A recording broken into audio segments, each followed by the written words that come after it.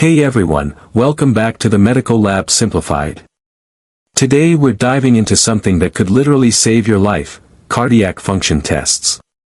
Whether you're studying medicine, preparing for an exam, or just curious about how doctors check if your heart is working properly, this video is for you.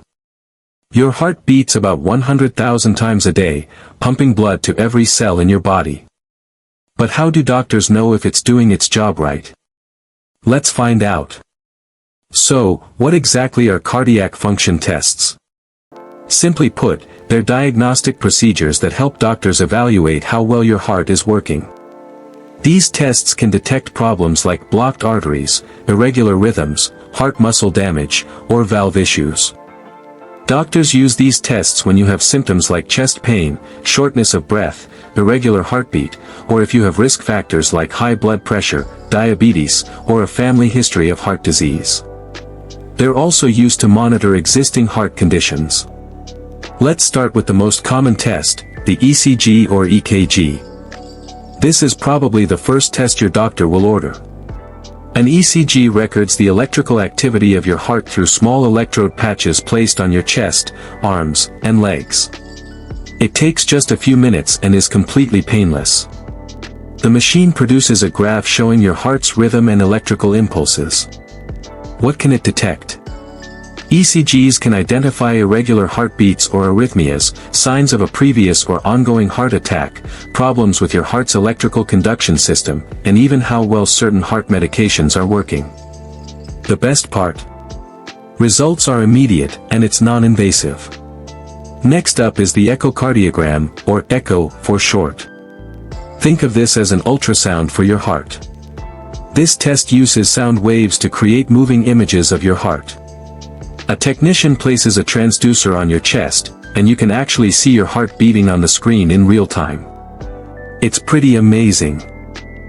An echo shows the size and shape of your heart chambers, how well your heart valves are working, the thickness and movement of your heart walls, and your ejection fraction, which is the percentage of blood leaving your heart with each contraction. A normal ejection fraction is typically between 55 to 70%. Now let's talk about stress tests. Your heart might work fine at rest but struggle when you're active. That's what stress tests check.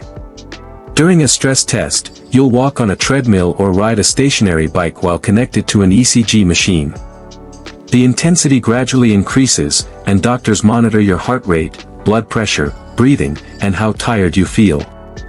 This test is crucial for detecting coronary artery disease, which might not show symptoms when you're resting. It also helps determine safe exercise levels and evaluates the effectiveness of heart treatments. If you can't exercise, doctors can use medications to simulate exercise effects on your heart.